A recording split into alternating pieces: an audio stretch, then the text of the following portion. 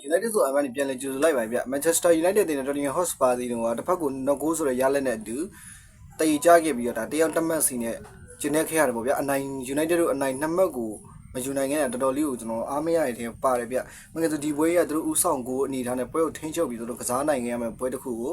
United တို့ဒုတိယပိုင်းရောက်ပြီးဆိုတော့ထုံးစံတိုင်းမှာတိုင်ပဲစမေးတိုင်းတိုင်ပဲခဲ့တာကိုတွေ့ရတယ်ဗျ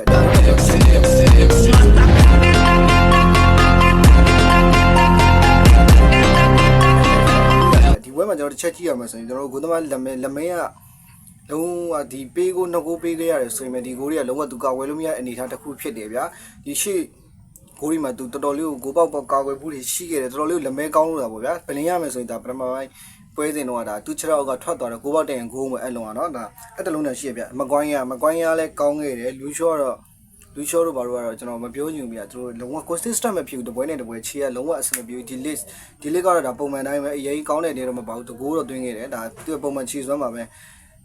ဝင်းဘက်ဒီကြည့်ရမယ်ဆိုမဇာဝီတို့တော်တော်လေးကိုတိုင်ပက်ခဲ့တယ်ဒူကတော့ကောင်းတယ်ပုံမှန်ချေစွမ်းပဲဒါပေမဲ့ဒီကိုဒါလို့တိရပိုင်းဝင်လာတယ်ဒါလို့တော့ဘာလို့ United မှာရှိရနှစ်ပေါက်နေဗျာလုံးဝကိုအဆင်ပြေတဲ့တယောက်မှာပါတယ်လက်ပြပေါ်တစ်လုံးကလွယ်ဒါလို့အဆင်ပြေတဲ့နေရာဘာတစ်ခုမှမရှိဘူးမာဇာဝီဆိုလဲပွဲချိန်အပြည့်မကစားရတာအများအဲ့အတွက်မာဇာဝီလည်းတော်တော်အခြေအနေဆိုးခဲ့တယ်ဗျကက်စမဲရိုရှိမယ်ဘရူနိုဖာနန်ဒက်ရှိမယ်ကက်စမဲရိုတို့ဒါမကွိုင်းရတို့ဆိုပြီးပွဲကဘယုတ်ဒုက္ခတွေဖြစ်ခဲ့တာတွေ့ရဗျဥကာဒေးဝင်လာတယ်ဥကာဒေးကတော်တော်လေးကိုစိုးသွားတယ်ဥကာဒေးလုံးဝကို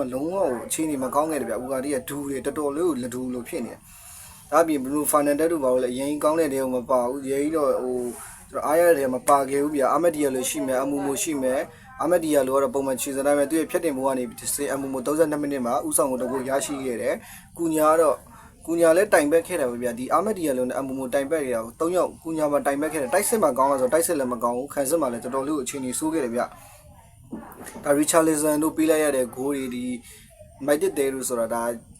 ကျွန်တော်တို့အတင်ကိုအများနဲ့ဒုက္ခပေးနေကြဒီဘိုင်းမျိုးနစ်မာတွေအခုရောက်ဒီစပါးကိုရောက်လာတယ်ဒုက္ခပေးအောင်ပဲသူရဲ့ဥဆောင်ကိုတကူချေပါကိုတကူနဲ့အတူဒါရီချာလီဆန်တကူနဲ့သူတို့2-1ဆိုရလက်နဲ့နိုင်ပြီးတော့မှဒါဂျီလီရဲ့နောက်ကျကိုနဲ့ United တို့ကတည်ရကြခဲ့တယ်ဗျာဒီပွဲမှာတော်တော်လေးကိုဗျာဟိုဘယ်လိုပြောမလဲဒီလီဗာပူးနဲ့ပွဲ Anfield ပွဲမှာတော့လုံးပြနိုင်ခဲ့တဲ့အနေအထားတစ်ခုမှာစပါးအင်ကွင်းမှာဘာလို့မလုံးပြနိုင်ခဲ့ရလဲဆိုတော့မြင်မိတယ်ဗျာအမူမူနဲ့အာမက်ဒီယာလို့တွဲဆော်ရတာအစင်မပြေဘူးကုညာနဲ့ဒါမေစမောက်ဝင်လာမေစမောက်ကောင်းပါတယ် Cisco ဝင်လာတယ် Cisco လို့ကွာဟိုဘယ်လိုပြောမလဲဒါပေမဲ့ဒီတိုင်ပက်ခဲ့တယ်ပဲပြောမှာဗျာ Cisco injury ပြဿနာကြုံသွားတယ်တိုင်ပက်ခဲ့တယ်ဒါသူ့ကို80မိနစ်80ကျော်မှာဖန်တီးပေးမေစမောက်ရဲ့ဖန်တီးပေးမှုကနေစဉ်9ရတဲ့အလုံးသူဘိုးမရခဲ့ဘူးဗျာနှလုံးလောက်ရှိမှထင်တယ်သူ့ဖန်တီးပေးတဲ့ထဲမှာသူညံ့ဒီပွဲမှာသူညံ့တယ်လို့ပြောမှာဒါပေမဲ့ကူညာတို့အမူမိုတို့က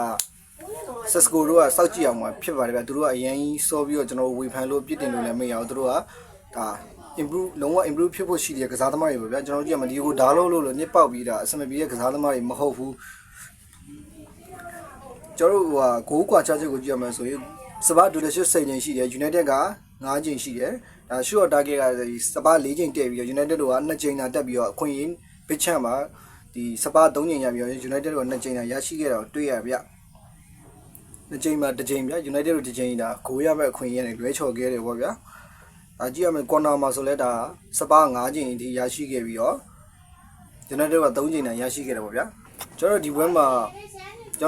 ဲမှာလက်မဲလေးကိုတော့တော်တော်သဘောကျခဲ့တယ်လက်မဲတော်တော်လေးကိုကောင်းမွန်ခဲ့တာတွေ့ရတယ်ဗျဒါ United တို့ကအဆင့်ကစပါး9 United တို့က9ဒါ16မှတ်နဲ့အရင